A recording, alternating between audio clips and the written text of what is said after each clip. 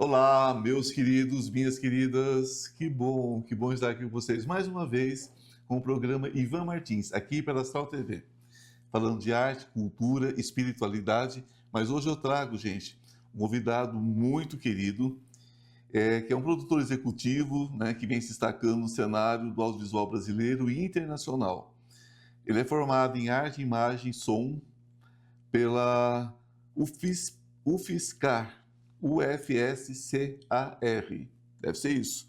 Lucas atuou em Business Affairs no Copa Studio, contribuindo para sucesso como Irmão de Jorel e o longa Tromba Trem, o filme para a Netflix. Trabalhou na segunda temporada de 3% e na série Acorda Carlo.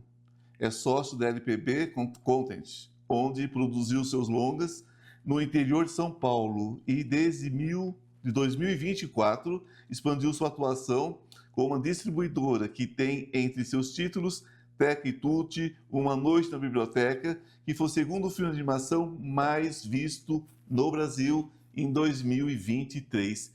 Seja muito bem-vindo, Lucas. Obrigado. Que prazer Ivan. ter você aqui. Prazer é meu. Eu virei uma confusão aqui. Como é que fala o nome dessa faculdade? É UFSCar? UFSCar, Universidade Federal de São Carlos. É isso mesmo, é UFSCar. UFSCar.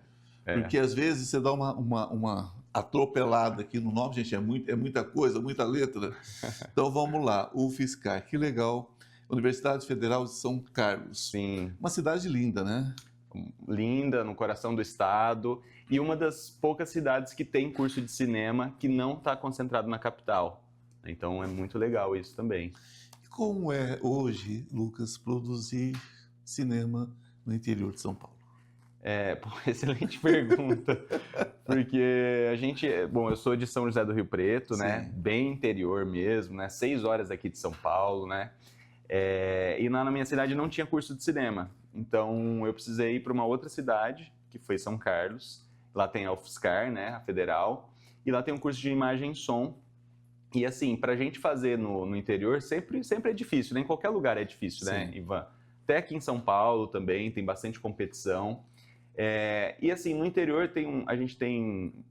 o interior de São Paulo é muito rico, né? Sim. É uma das regiões mais ricas do Brasil, né? Tem um IDH altíssimo, tem uma produção de agroindústria, agronegócio muito forte. Então, assim, é uma região que tem muito potencial, inclusive potencial de histórias também, né? Claro. O interior está cheio de histórias, habita o nosso imaginário, né? A gente pega aí, por exemplo, o Mazzaropi, né, que é um caipira, que a gente, né, com muito orgulho, né, que a gente fala.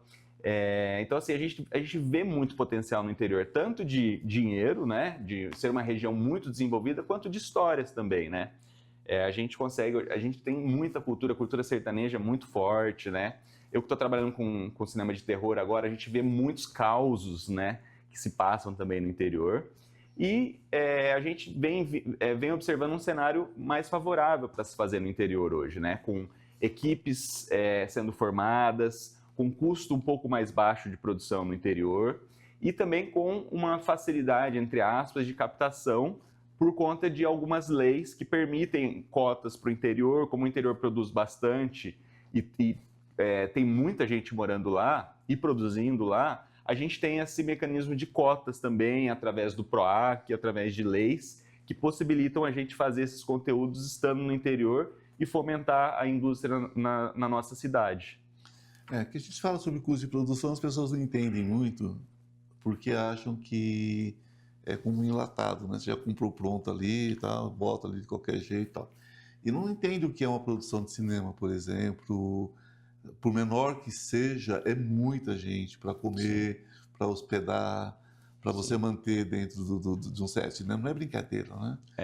Movimenta muitos setores, né? Muitos setores. Às vezes a gente pensa, cinema movimenta só as pessoas do cinema, né? Mas não, a gente precisa de lugar para ficar, para se hospedar, lugar para comer, a gente precisa de transporte, gasolina, a gente vai precisar de uma roupa, precisa de uma costureira, as pessoas vão se divertir também, né? Elas trabalham, vão na cidade, vai usar também as coisas, sei lá, no shopping center, vão para o bar, vão para o restaurante. Então a gente fala que movimenta toda a cadeia. Toda a cadeia. Ali o que você está vendo ali é só a fruta. colhida já, né? É a fruta A colhida, árvore toda está por trás, né? A árvore não Sim. aparece, né? Só Sim. aparecem as contas, né? É um pouco isso, é verdade. E você sai da faculdade... Eu saí da faculdade e, assim, eu tenho esse caminho um pouco peculiar, porque assim, eu nunca fui uma pessoa da animação, né, do cinema de animação, mas eu acabei entrando nessa área. Eu saí da faculdade e fui trabalhar num filme que chama Teca e Tutti, Uma Noite na Biblioteca, que é um dos poucos filmes de stop motion, que é aquela técnica que as pessoas falam, né, de massinha, Sim. ou tipo aqueles filmes de massinha, apesar de não ser exatamente isso, são bonecos, né, super estruturados e tal, mas que você mexe ele um pouquinho, tira uma foto, mexe um pouquinho, tira outra foto. É um filme que estava sendo feito na minha cidade, lá de São Carlos, quando eu me formei. E aí, depois desse filme, eu comecei a entrar nesse mundo da animação, vim trabalhar aqui em São Paulo, trabalhei em estúdio de animação, e depois eu trabalhei no Copa Studio, que foi os últimos 5 anos da minha vida, que foi fazendo umas séries maiores, de maior repercussão, como, por exemplo, O Irmão do Jorel. Incrível, né? Que foi a série que eu trabalhei com, né, dos últimos 5 anos da minha vida, foram pensando em Irmão do Jorel e fazendo coisas pro Irmão do Jorel, que é um sucesso, né, no Brasil. Sempre numa produção mais executiva? Sempre nessa parte mais executiva, né? Eu tinha um título que é Business Affairs, né? Que seria mais uma parte comercial, de fazer as vendas e buscar oportunidades para séries, né? Então, vamos fazer uma nova temporada de Irmão do Jorel, vamos pensar, hoje o Irmão do Jorel tem livro, hoje o Irmão do Jorel tem jogo, enfim, pensar, hoje o Irmão do Jorel virou muito mais que uma série, né? Então, pensar esses outros caminhos que o Irmão do Jorel poderia ir, né? Está nativa, né? Você entrou na TV a cabo, né? TV... Sim. Tá ali. Tá ali, sim. Hoje o Irmão de Jorel tá tanto na TV quanto no streaming, né? Que o streaming hoje, né? Ele tá na TV aberta também. Também na TV aberta, na TV Cultura. É muita exposição, então. É bastante exposição. A TV Que Cultura, legal. Cartoon Network e HBO. Assistam o Irmão do Jorel, 3 lugares. Mas aí chega aquele ponto que você diz assim, bom, chega, agora eu vou ter a minha produtora, né? É um passo. Você tem quantos anos? Eu tenho 33. Ô, idadezinha, misericórdia. 33 é uma idade braba, mas é uma idade onde tudo vira, sabia? Sabia que é o... Tem acontecido isso na minha vida. Sabia que é a chave de virada? Tem acontecido. É uma chave de virada incrível, os 33. Né? Os 35 anos, para o homem, é uma idade absoluta, assim. Uhum. Tudo acontece aos 35. Engraçado, né? Muito. É uma idade muito boa mesmo. Né? Mas aos 33, quer dizer, você montou há quanto tempo a produtora? Em paralelo, né? Porque assim, a gente sempre tem uma dificuldade, né, de abrir o seu negócio, né, abrir sua produtora. A forma que eu encontrei foi trabalhar em produtoras, em estúdios, e em paralelo fazer o meu negócio, né, fazer a minha produtora. Então, como eu sempre estava trabalhando em estúdio de animação, né, trabalhando ali 8 horas por dia e tal, eu dedicava o meu outro tempo num modelo que eu encontrei de produzir filmes no interior, que foi entrando como coprodutor minoritário de outros filmes. Sim, né, que estavam sendo feitos. Então, ajudando principalmente nessa parte da produção executiva. Então, ao longo dos últimos 5 anos, desde 2019, quando eu abri a LPB Content, eu fui coproduzindo filmes com outros parceiros no interior, com equipes do interior. E aí chegou no ano passado, eu tinha 4 filmes que eu tinha atuado como coprodutor. E aí a gente precisava distribuir esses filmes, né? Aí, claro. Aí a gente né, distribuiu em festivais, né, em festivais de cinema, a gente fez toda essa parte dos festivais, mas a gente queria depois estreá-los na sala de cinema, depois nas TVs e tal. E a gente viu que realmente o mercado de distribuição é um grande gargalo, né, na indústria. Assim. Você não acha facilmente uma distribuidora, que é quem pega o seu filme e coloca na sala de cinema. Então, aí coube a nós montarmos uma distribuidora. Há quase um cartel essa história de distribuição, né? Distribui-se o que se interessa para um determinado grupo, né? Sim. E o resto fica... Exato. Navios. É bem restrito, né, o mercado, principalmente de sala de cinema, que são poucas salas, menos de 10% dos municípios no Brasil tem sala de cinema, então é muito excludente e é caro. Então, não é qualquer filme que consegue entrar. Você não acha engraçado que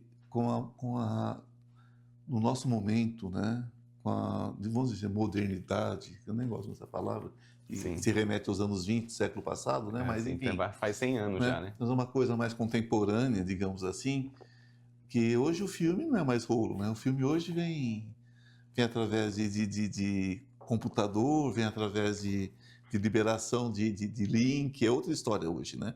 Esses filmes que vêm de fora, eles são enviados, né? Literalmente. Sim, antes a cópia era em negativo, né? Aquela cópia enorme, cara, né? Então hoje é uma coisa muito simples. Sim, né? mais simples. Os cinemas hoje praticamente se tem uma pessoa, se tem duas, tanto faz.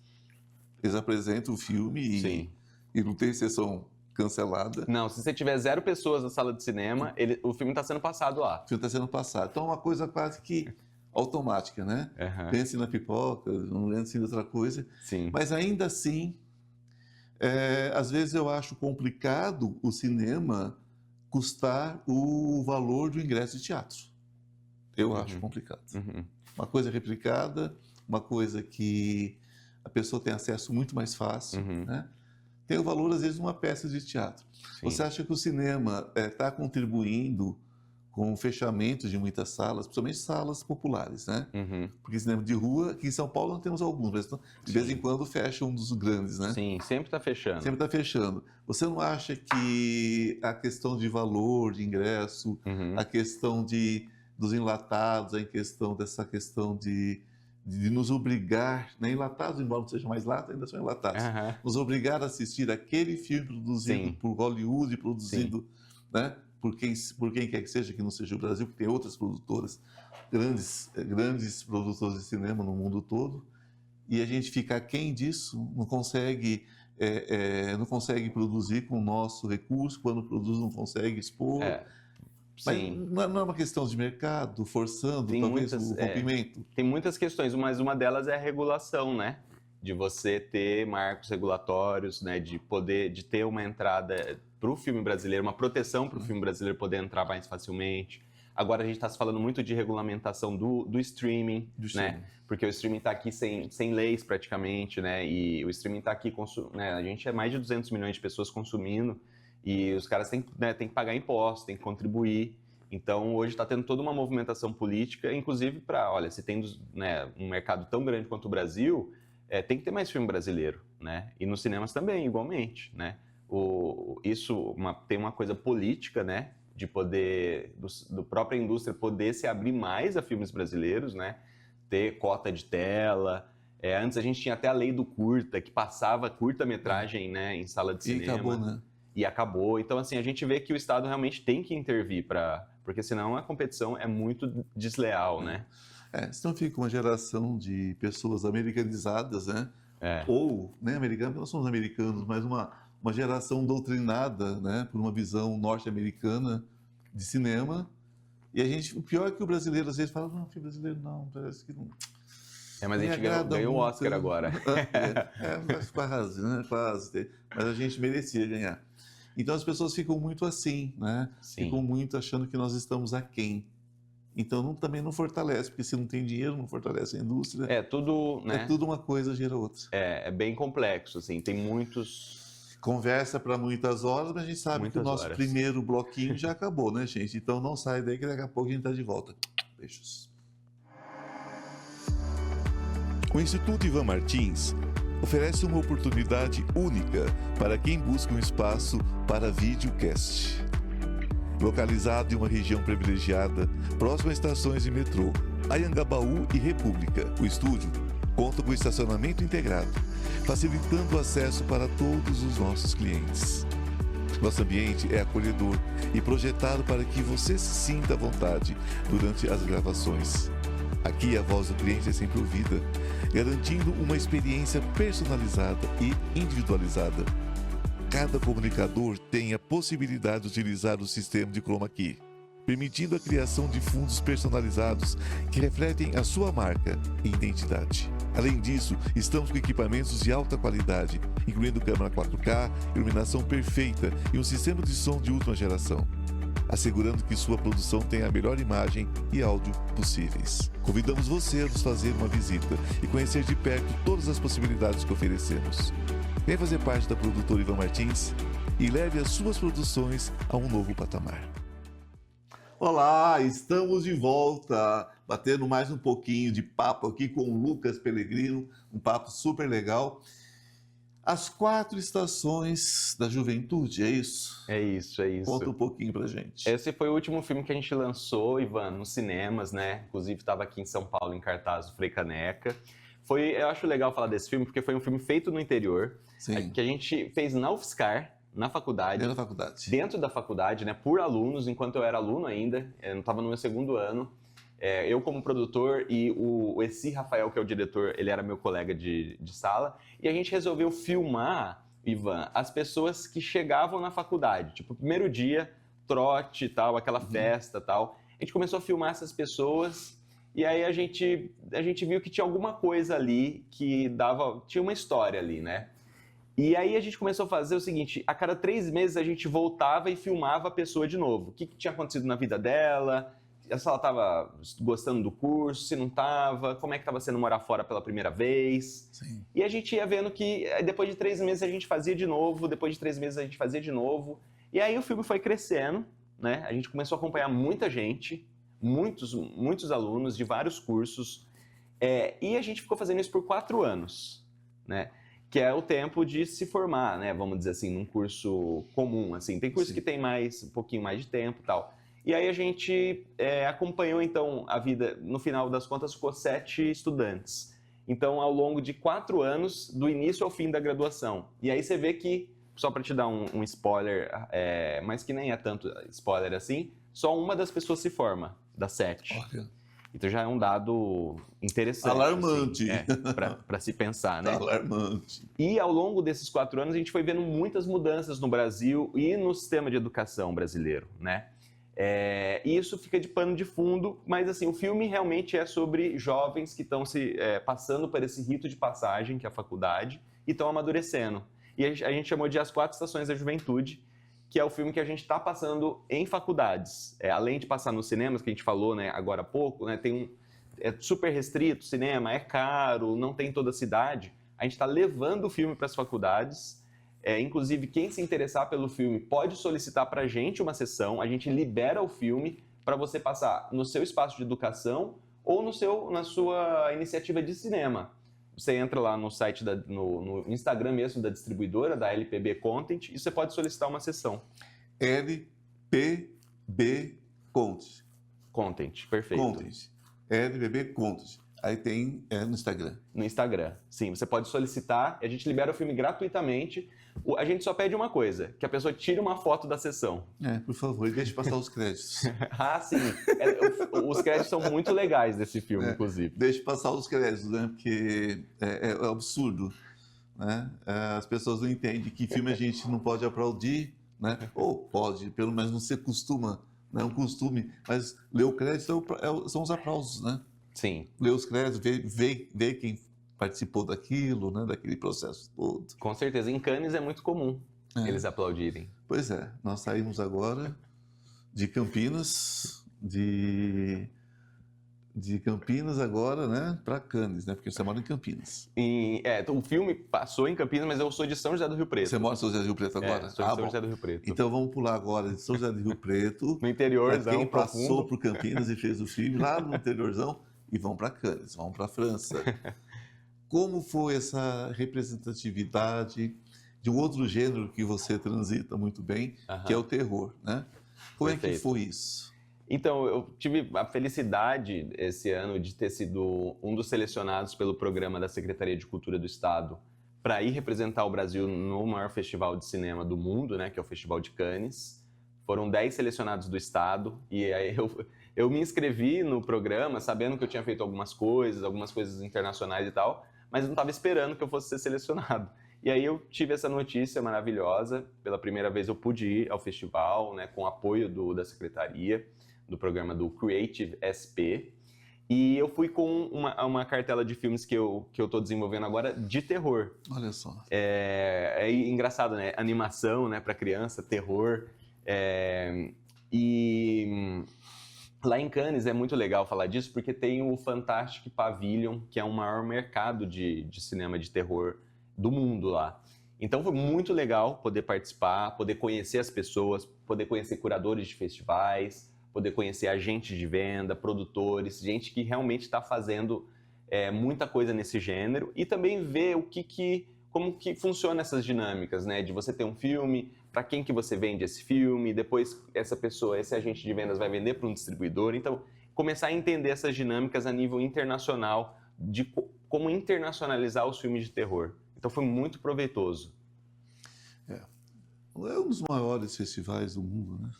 Sim, em tamanho, em qualidade, em tudo, né? É enorme, nossa, é muito legal, assim, vale muito a pena. O que você trouxe de lá?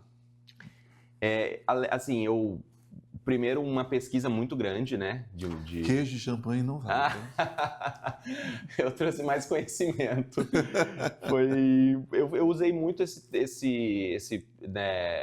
essa minha ida, primeira vez que eu estava indo no festival e tal, para fazer muita pesquisa, né? Eu pesquisei remakes, né? Como esse mercado de remakes, esse mercado de filme de terror, bastante. Falei com bastante agente de venda, que é quem pega o seu filme e vende ele internacionalmente.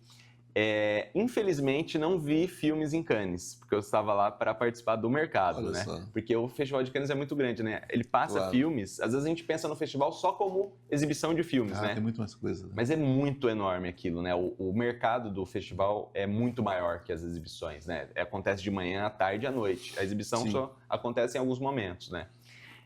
E também eu levei os filmes da minha cartela da distribuidora, né? Os filmes que a gente distribuiu aqui, os 4 filmes, e eu levei para lá para tentar vender esses filmes, fazer contatos com possíveis compradores. Então foi muito rico. E foi satisfatório? Foi ótimo, foi ótimo. Isso até hoje a gente está falando... Tem frutos ainda, né? Com certeza, com certeza.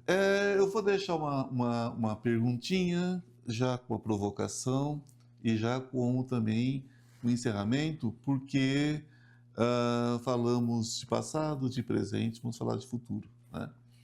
Nós estamos vivendo a questão da IA. Eu estou horrorizado com o que está acontecendo. As pessoas estão pensando que daqui, não sabe se é meses, se é anos, se é semanas, vão poder produzir um filme todo, sem um único ator ou sem cenário, sem nada. Só com inteligência artificial. Dentro desse contexto, o que você espera do cinema?